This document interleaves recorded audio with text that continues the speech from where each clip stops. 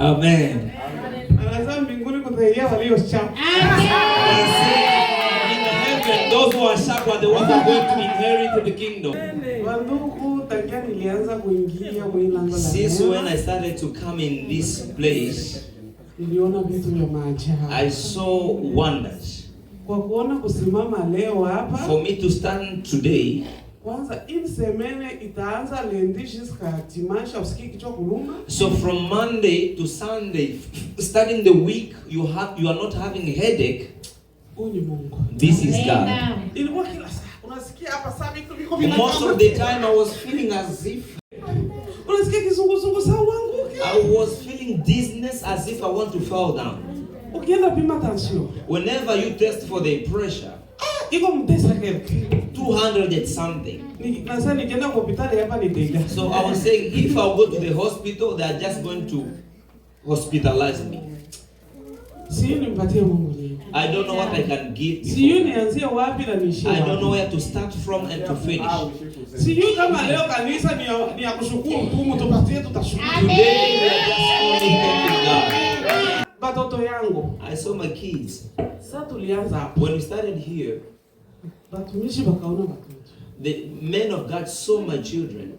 Ya kwanza sasa nilidema hapa. So the first one, I remember the first one when I just entered in this place. Baba, wewe wakati kani?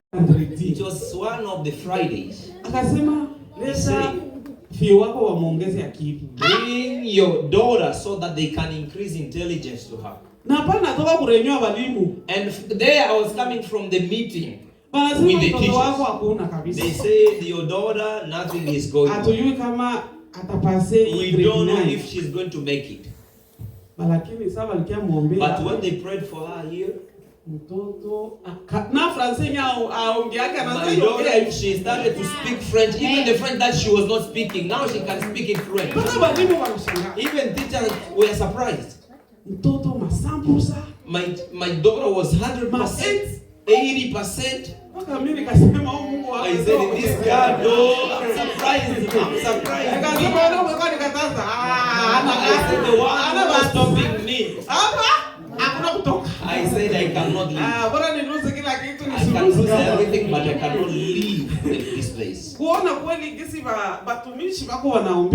Seeing the way the men of God were praying for the children, it's a lot. It's a lot. Paka kuona kichwa Samuel ilikuwa inatachanganyikiwa. To the level I was about to be confused. Alagi sana nilianza mkulu hapa. But when I started my feet in this place, hata viende hivi. Even if sometimes they can go zigzag, Batumishi wanastope. The men of God are going to stop it right away. Kuanzia mwezi wa kenda mpaka leo. From September till now. Si eti waka na mwalimu. I haven't yet been called by the teachers. I haven't even seen any message. So from January to June, it will be fire.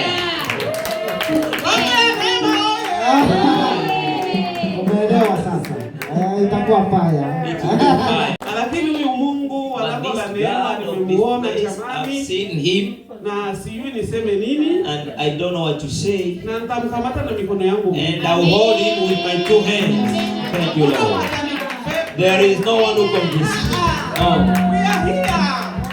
100%. Amen. Hallelujah. Amen. Na mimi nasimama kumshukuru Mungu kwa matendo makubwa ambayo amenitendea. I'm standing here to thank God because of his greatness. Mungu wa mahali hapa ni Mungu muweza. The God of this place is the God Almighty. Hallelujah. Amen. Nikitafakari miaka 3 ambayo inapita hapa. If I rewind 3 years back, mwezi wa 2024, in 2024, nilienda kwa hospitali zaidi ya mara 8. I went to the hospital more than 8 times. Hallelujah. Amen. Lakini kwa huyu mwaka Mungu amenishangaza. God has amazed me. Sikuingia kwa hospitali na I didn't go to the hospital. Jina la Bwana libarikiwe. Amen. Hallelujah. Amen. Kwangu mimi ni muujiza. For me it's a miracle. Namshukuru tena Mungu mara tena kwa sababu ya watoto wangu. Because of my children. Ya kwa masomo kulikuwa vitu ambavyo vilikuwa vinaendeka sawa kweli. There are things that were not moving properly. Lakini Mungu hapa wakati aliachilia akili kwa watoto. But when God of this place released intelligence to the children, I saw. Hallelujah. David yule yuko pale, vitu vilikuwa vipo nguvu kweli. David is there, things we are not okay. Lakini sasa hivi makatre vema. But now is 80%. Hallelujah. Nashukuru tena Mungu pia kutupa afya njema. I thank God also for giving us good health. Sote tunapendeza. We all the children of God grace is doing in this place. Ukiangalia tu wewe peke unaona you see that you are. Hallelujah. Nashukuru tena Mungu kwa baraka zote za watoto ambao aliziachilia because of the jina la Bwana libarikiwe. Wewe ni Ebeneza, wewe ni Ebeneza, wewe ni Ebeneza, wewe ni Ebeneza.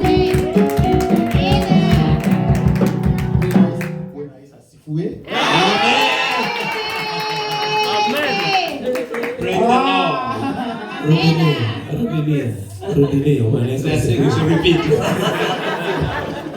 In progress. Improvement for children. 2025. Mwaka 2025. Is the year I can say is the most challenging year. Naweza kusema ulikuwa ni mwaka wa changamoto sana kwangu katika maisha yangu ya kiroho. I was so down. I lost faith. It's like I don't know what to do anymore. I was going to give up everything. Nilikuwa imani yangu ilishuka, nilikuwa nataka kukata tamaa ya kila kitu. But despite all of that, I kept praying. Lakini kwa nikiomba, even though I don't hear nothing, I don't see hata nothing. Kama sioni, sisikii chochote. Even though I'm asking myself, God, where are you? Nilikuwa nauliza Mungu, kweli uko wapi? Uko wapi? But this December, lakini huu mwezi wa 12, I heard God say, nilisikia Mungu akisema, from January to December, kuanzia mwezi wa kwanza mpaka wa 12, you don't hear me, haukunisikia, you don't see me, haukuniona, but I was in the background, lakini everything nilikuwa niko nyuma nikitengeneza kila kitu.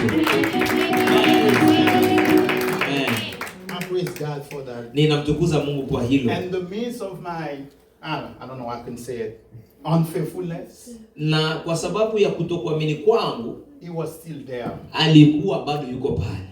I graduated this year. Praise God. It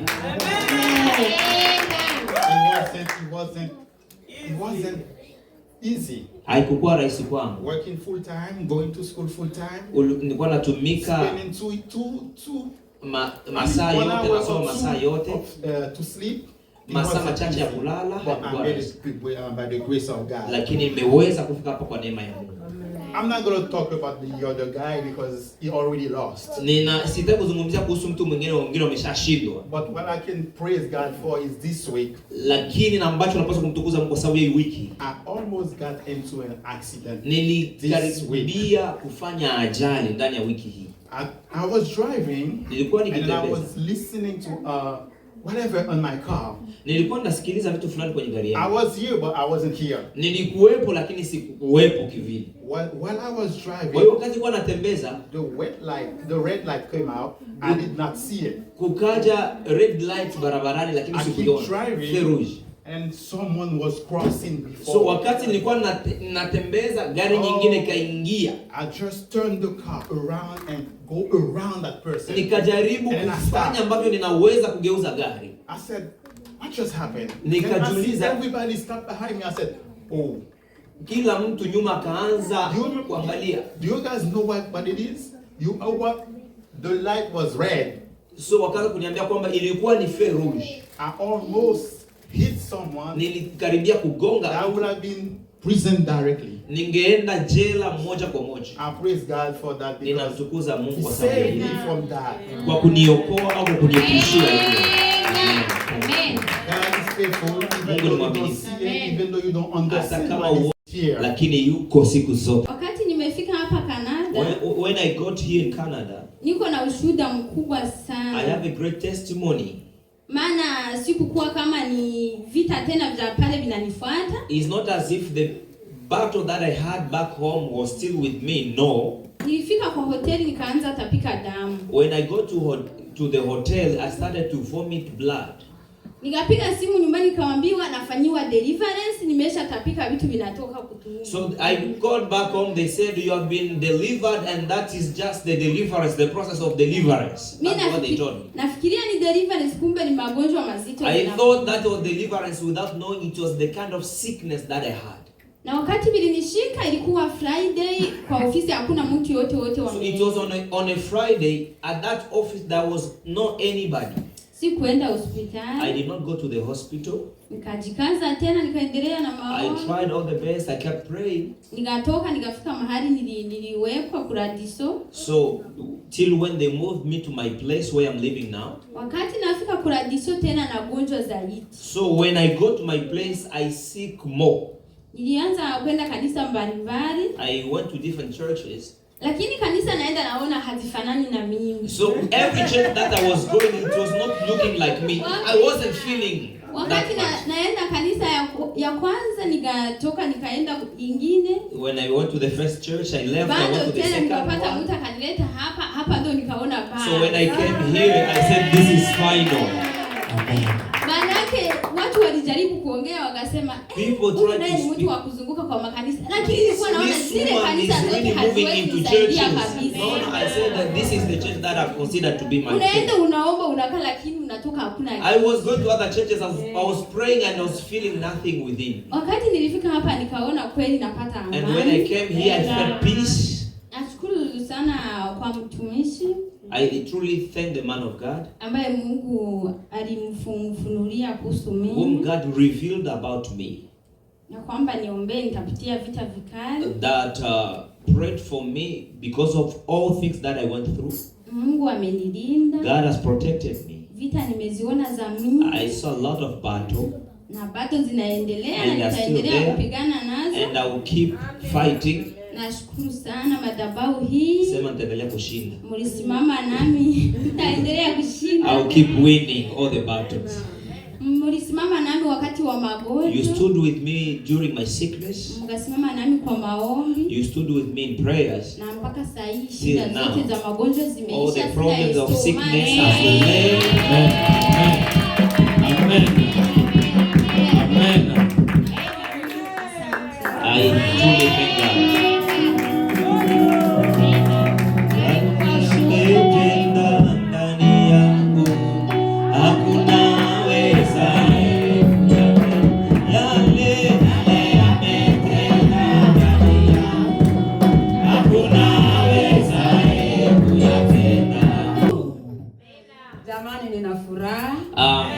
So delighted because Christ is a great man.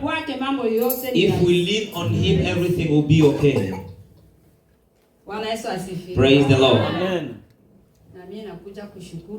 I have come to thank God.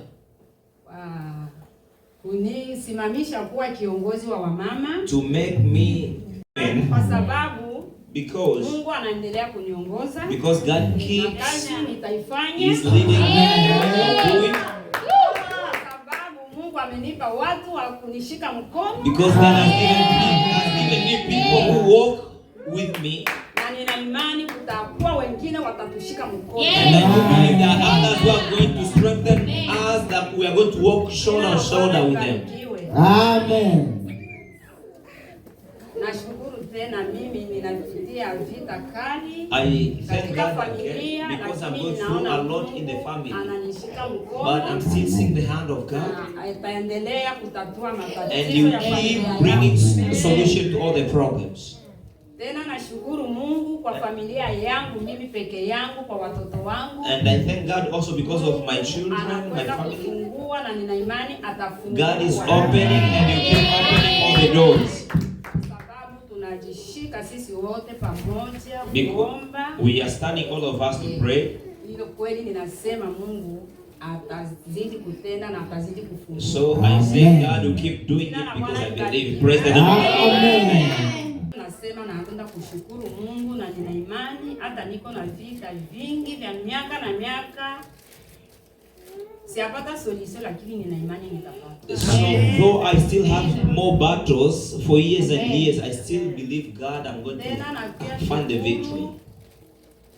Juu ya kaka yangu hapa jeti kweli niliona mkono wa Bwana. I thank God because of my brother also. I saw the hand of God. Anakuwa natenda vitu vyenye vinafichana. He makes things that are in hidden places. When I saw him standing here, when they called him with the prophet here, and they hold him in the stomach, my heart was at peace because this brother of mine has so many battles. When I arrived here, so he told me that I was given poison in my dream. I wasn't at peace at all. So when the man of God called him forward here, I said those things, oh, that poison is still inside of him. That's why they are called him. But later on he called me, he said, I have seen my father-in-law in my dream who came to heal me. Amen. Amen. Because the word of God says, the one who leans on him is like Mount Zion that will never shake. Uniongoze kwa huruma zako, usiponibariki siwezi kwenda. Ninajua bila nguvu zako siwezi kwenda. Yesu, unajua bila nguvu zako siwezi kwenda. Kwa mkono wako kweli umenibariki. Kwa mkono wako kweli umenibariki. Baraka zako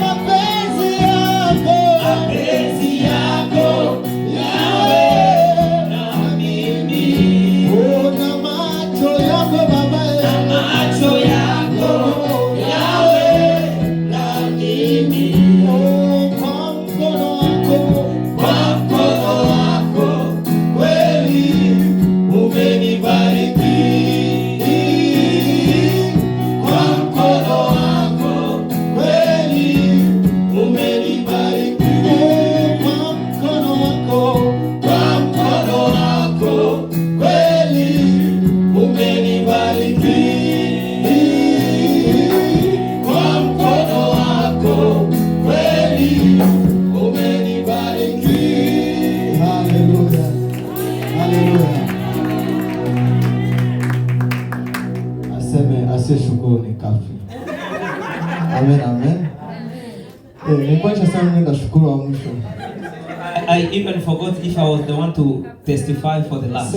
Pedro alikuwa akasema sasa alipenda kuwa wa mwisho. So when the priest came and said that he should be the one. Nilikuwa nishatangulia pale. So I was already there saying that I should be the last. Nilikuwa chungulia mzee. I was just peeping on him. Aisha tupiga mabima siku yeni kila siku.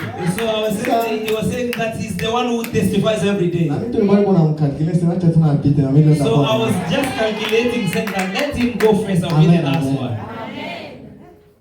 Kiufupi namshukuru Mungu kwa sababu I thank God ya uzima because of life. Anaendelea na kunilinda. He keeps protecting me. Wenyewe wanagonjwa kasiko mwao. For those people who sick, I'm not in the list. Wenyewe wanakuwa stress siko mwao. Among the stressed one, I'm not in the list. Mungu anaendelea na kunipigania. God is keep fighting for me. Kiroho kama vile kimwili. In the spirit and in the flesh. Nashukuru Mungu sana. I thank God a lot. Wazazi kwa kesho ndio hapa watoto wao wa masomo waliombea pangili. So their parents were coming to testify here because of their children with the intelligence that had been increased to them. Mzazi wangu hapa nimepeke sana. So the father is myself here to myself. Just siku kwa anaombea hapa. Because the way they are praying for people here. I was there. They said those people are going to school, let them come forward. I said, they said children, but I said, I go to school too. So they said, oh, those people are going to school, let them come forward so that you can pray for them. So it was 1 week since when I started my studies. I came here, they prayed for us. I had already 3 subjects that I took. There were 4 first. Because I came from Africa, I finished already my secondary school. So the problem, I came without my documents. So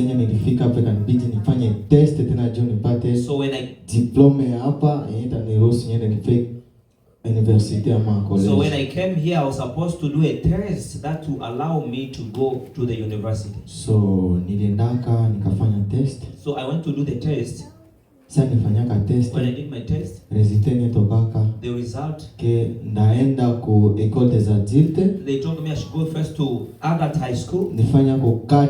I should do 4 years. For 4 subjects, I was supposed to do 4 years. They were really joking. After 4 years, and I was asking, what am I going to learn in those 4 years? And I said I have no choice. So I was asking myself, maybe I should leave it and go to I should work. And I was really looking for job. So they always look for me the job here, but I always find the jobs in the morning. So the ones that will not allow me to work or to study. So I have to choose one of these, work or study. So if I look at myself, I've already given myself to study. And the work also is here. I said, what should I do? I thank God because I was there. They prayed for us so that we shouldn't repeat classes. It wasn't easy. It wasn't easy.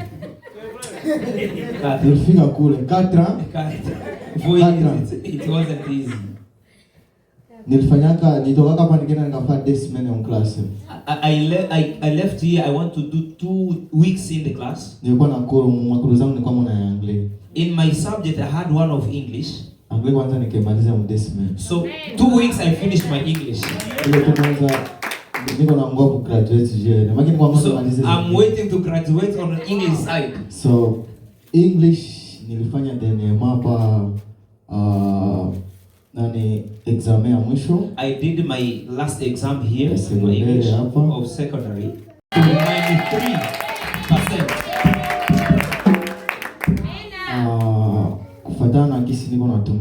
And because of the way I'm working in the class, before going to this holiday, they called me in the office. I spoke with my principal, with my counselor, I mean. Due to my performance, September, yeah. So from September up to now to this December. So 2 years now I've been divided into 2. Amen.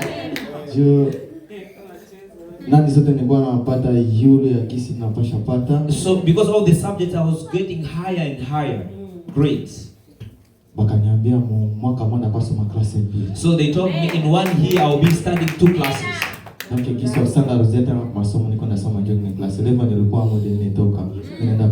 So now next year I'll be going to another level. So I truly thank God because of that. Things not where I'm supposed to be long now that been shortened. Amen. It really encourages me a lot. So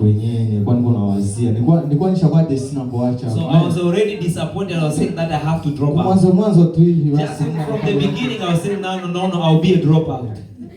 Ya Mungu apesa sifa kwa ile. Let the name of the Lord be praised. Wakasema ikiendelea hivi, they told me if it proceed like ile this, mwaka mwingine tegaula katikati. another year we're going to divide it again.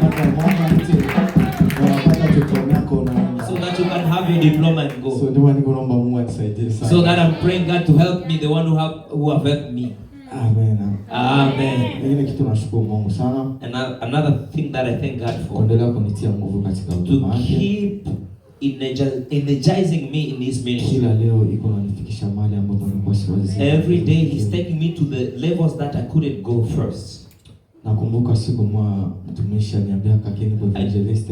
I do remember one day man of God told me that I'm an evangelist. Mtu akwade tu evangelist maana yake kusema tu mahubiri Mungu atahubiria.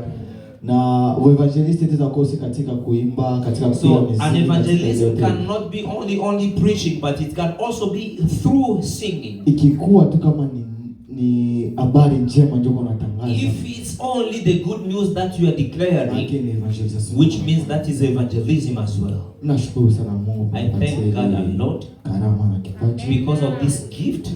Nilifanya concert yangu hapa ya kwanza. I did my concert here, my first one. Mungu alijiinua. God glorified Himself. Mungu alifungua mabaraka. God opened the doors, the blessings. Niko na offers nilipata. I got different offers. Na mimi sana Mungu ataendelea na. And I do believe God will keep opening other doors. Naomba sana Mungu endelea kunikinga na kunilinda. I ask God to keep protecting me, guiding me. Juu ujana ni matata. Because youthhood is not easy. Ujana ni matata. Youthhood is not easy. Kiangalia ujana ni matata pale maandiko yanatuambia sema tumikieni Bwana wakati ungali. But at the same time the Bible says serve your God while you are still young. Tumikie Mungu tukingaliki wajeni. So we are supposed to serve God while tena danger. We are still young, and during our youngness, that's the time we have challenges as well. So that's what I'm asking God to help me. Kuona mimi katika kila penda kuona piga katika maisha yangu. So that He can keep being with me in all the steps that I'll be making in my life. Na nashukuru tena Mungu kulinda familia yangu yote. Thank God for protecting my family as well. Biko nyuma hapa nilitoka. Back where I came from. Na wenye wiko hapa. And who are here present. Nashukuru sana Mungu na kwa uzima. For giving them life. Sisi wote tuko katika mapenzi ya Mungu. Being in the will of God. Mungu apewe sifa kwa Let the name of the Lord be praised.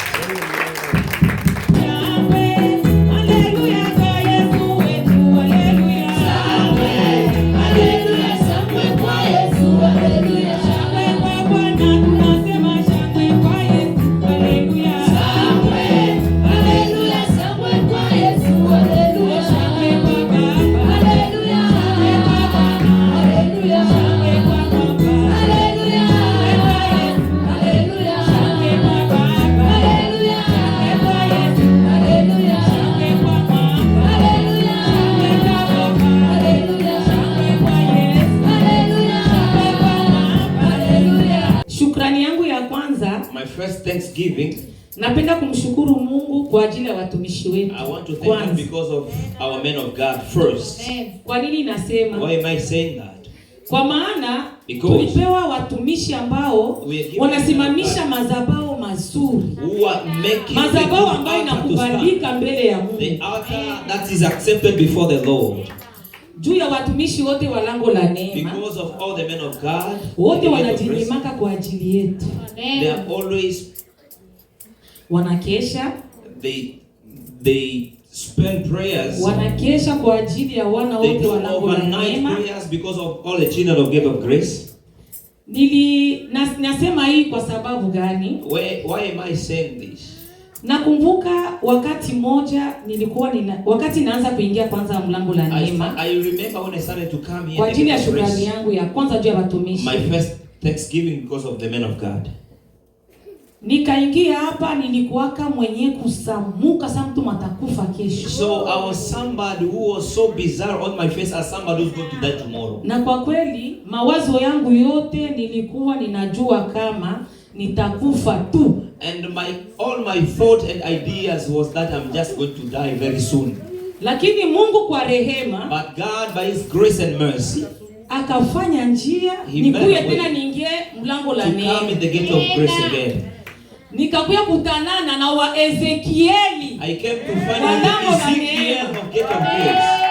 Amen. Mungu awabariki. May God bless you. Siku moja mtanihurumia, nitasema tu hiki tu niko na idea. One day, just forgive me. Mimi nilisemaka hivi. One day I said, nikiangalia kwa gisi mimi nakuwa kwanza leo. If I can look at myself the way I am today. Kila mara walikuwa wananitamkia uzima. All the time they were proclaiming declaring life, bali utaishi. Die but you live. Nikasema hawa ni wa Ezekiel. I said these are the Ezekiel. Katika kitabu cha Ezekiel mwenyewe sura 37. In the book of Ezekiel, I think in the chapter 37. 37:1-6. 1-6. Pale kwenye Mungu ali when God told Ezekiel to proclaim or to declare life to the dry bones. Ile na mimi nikawaza. So I thought about that. Kwa kweli mimi nilikuwa kama ile mifupa mikavu. I was like those dry bones. Kwa sababu uzima ndani yangu ilikuwa ilishabebewa na wachawi. As if was taken by the witches. Washaniandalia kifo. Maana nilikuwa napiganishwa vita njia yote. Being fought all the corners. Lakini Mungu, but God, ambaye alitutumia wa Ezekiel, who sent our Ezekiel, akanikutanisha na he made me to meet. Nasema asante sana watumishi ya Mungu. Thank you so much, men of God, kwa kusimama kwa ajili ya uzima wangu uokolewe, so that my life can be saved.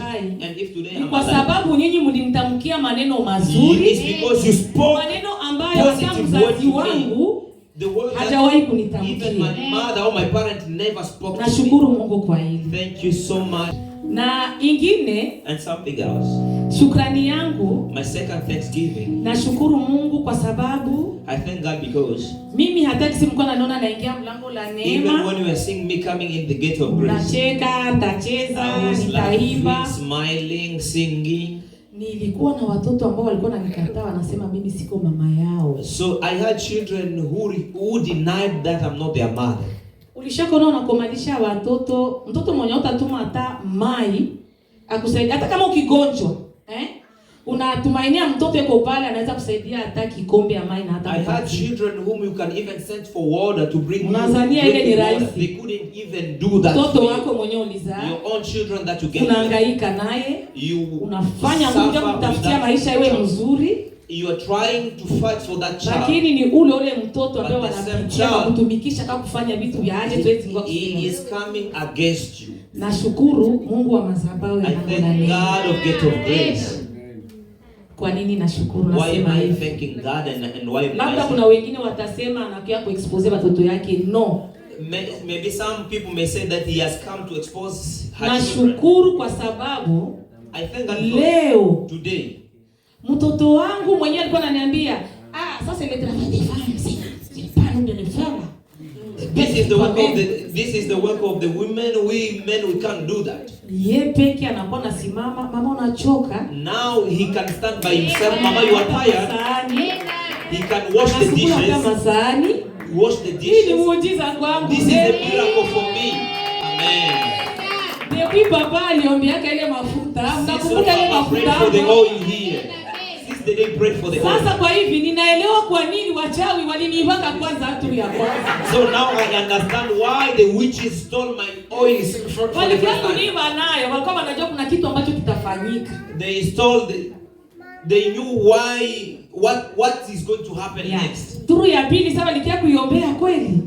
For the second time when they prayed for it, niliona changement ya I saw a big change to my children. Thank God. Ule mtoto wangu mwenye aliendaka kwa DPC, aliendaka my child went to the DPC. Ule mwenye kwa mfamili dake, the one who is in that family. Kwa leo today anakuwa anafanya akikia kunyumba apende hata kurudi. Whenever he come back home, he doesn't want to go back to that family. Akakuwa anakuja kama jeudi. He was not coming on Thursday. Ilikuwa ni vendredi. It was only on Friday. Kisha ananani. Then he goes back.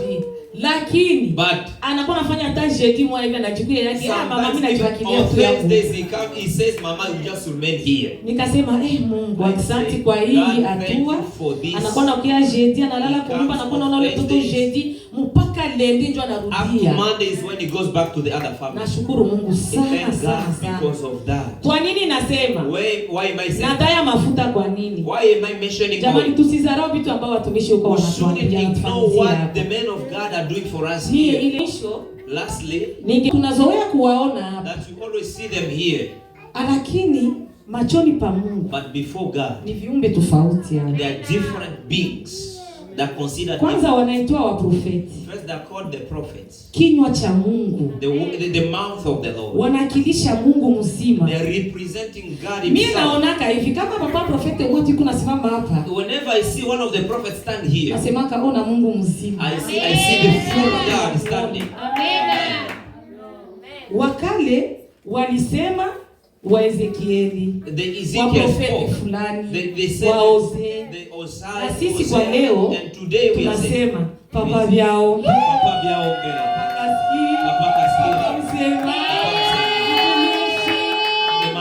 wabariki sana sana, awazidishie, awajaze mafuta, awapake upako wa ajabu, na mwaka ujao tunawatakia mpande viwango vingine. And I wish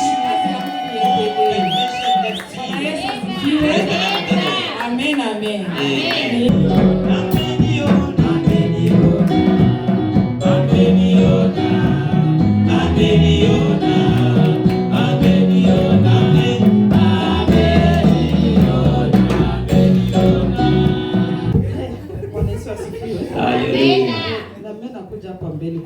I'm standing here to thank God.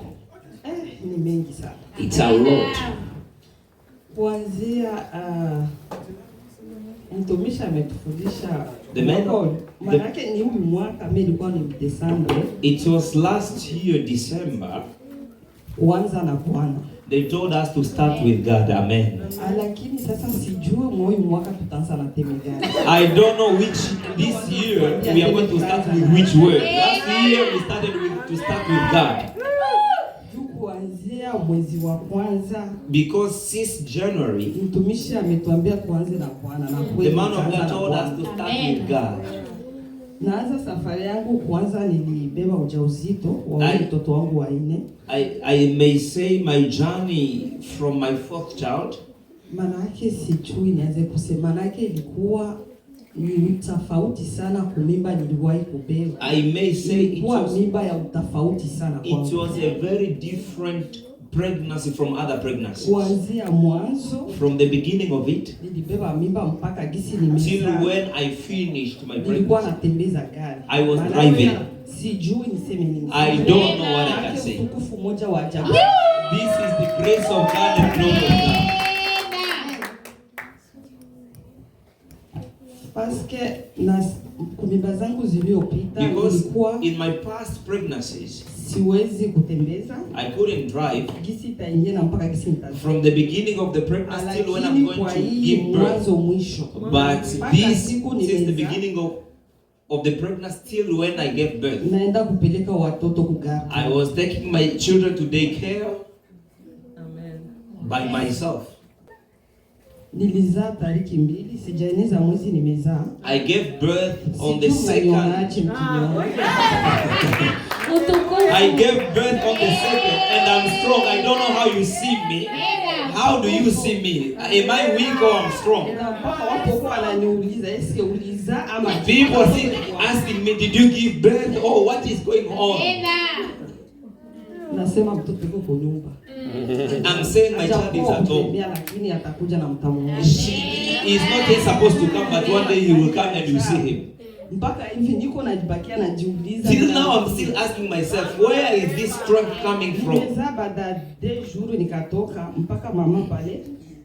I gave birth after 2 days. She saw me and she was asking me, what is going on? Now you're in the vehicle. And I said, now I'm here. I don't know what kind of grace is this one that is pushing me. Amen, amen, amen, amen. This God of great grace. This God of surprise. Amen. Even my husband is looking at me and is wondering. He's surprised. Nilikuwa sitapiki. I wasn't vomiting. Nilikuwa natembeza gari kila siku. I was driving every day. Nilikuwa maibada zote nilikuwa siku. All the services I was there.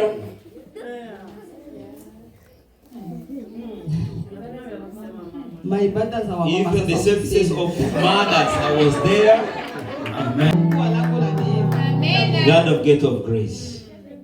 Manake mwaka wa 2025 ulikuwa mwaka wa utafauti. Which means 2025 it was a different year. Mwaka kwangu napasha ukuwa utafauti na kweli. And I said this year should be a different year for me, and it was.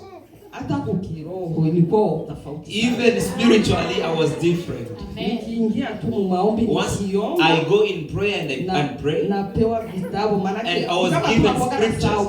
Napewa vitabu usiku lakini nikiamka sikumbuki tena. So I was being given scriptures in the night. In the morning once I wake up, I forget about the scripture that I was given. The verses. Muda mwingine hata anasema juu ni mume wake, lakini hapana. Sometimes the people may say it's because of her husband. No, it's not. Maana yake ni Mungu wa utafauti kabisa. It's a unique and a different God that was working in my life. Amen.